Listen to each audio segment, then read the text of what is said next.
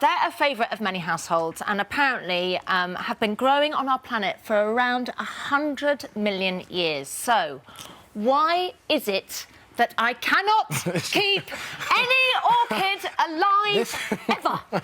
This is why you're here now, OK? I'm here so we don't need to fret, we don't need to fret or stress, or if you want to make an amalgamation of the two words, stret. Luckily for us, gardening expert Michael Perry has the answer. Please answer these questions, Michael. Well, I tell you now, you're probably watering it too often. Is that what it is? Only once a week. But I'm going to show you all those tips right now. And I don't understand all of this, because this all looks like there's not enough in there. No, nutrients. This is perfect. I mean, the reason this is transparent is because these are aerial roots. They still need the light to come through.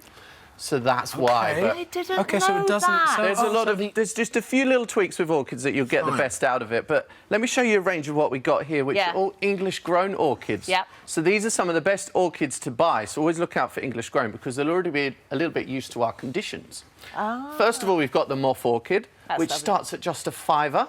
The flowers look velvety, but they're actually waxy and last for 2 to 3 months. And this is one of the easiest to grow and the easiest to reflower as well. This one is a spotty moth orchid. I love that. Yeah, these tend to be about 3 times the price of your basic orchid. But they're a little bit harder to produce, but they're super fancy. These are great for gifts. They're great for kids as well. Kids' first plant in the And home. just sorry for me, Michael, as a as an awkward orchid plant buyer, do you buy them like this, or do you buy them as sort of buds? No, you tend to buy them in flower because you want to see which colour you're going to receive at home. Okay. But you can buy them in bud as well. You can buy smaller plants that you grow on. If you want that challenge of growing, you can even buy them as seedlings too. So once you get used to this, you could really get into it. Let's not push ourselves. Not yet. The next one to show you is what I call the staircase orchid. This is Dendrobium. That's lovely. It has a very slight fragrance, and again, those flowers last for 3 months.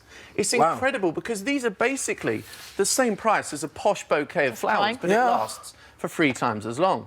The next one is a slipper orchid. Isn't that gorgeous? That's great. Waxy bloomed again, very fancy, and designed this way by nature in order to attract pollinators, which then go inside and sip up the sweet nectar. So again, this is a great orchid for the home, costing around £20. The next one is a Cymbidium. Now, you'll often see these in large urns in stately homes, National Trust properties. It's evergreen, so it will always look beautiful and grassy, and the flowers come a couple of times a year. And again, they last for such an exceptionally long time. You can even cut these for vases around the home in other areas. Sure. Lovely. I like the fact there's more green there, so that when the rest of it falls away, at least you've got something to hold on and to. you think it's dead. But it's not. You've just got some green still in there. The next one is the dyed orchid, which is the real Marmite plant. People either love these or they hate them. These. Oh, Do you not fancy it? no. Well, don't like say it, them it can hear you. It's dyed. Injected. It's not real. It's a natural dye, though. Oh. It's natural. And it I gives thought you were this saying it's colouring. dyed as in it's dead. But bear in mind there. that the new flowers will be the original colour, so if you see white flowers pop up, you'll know why. These are miniature orchids. Give that one a quick sniff, because that is the strongest flowering orchid I've ever met. That's really quite beautiful. It's like almost the world's best perfume. pungent, I think.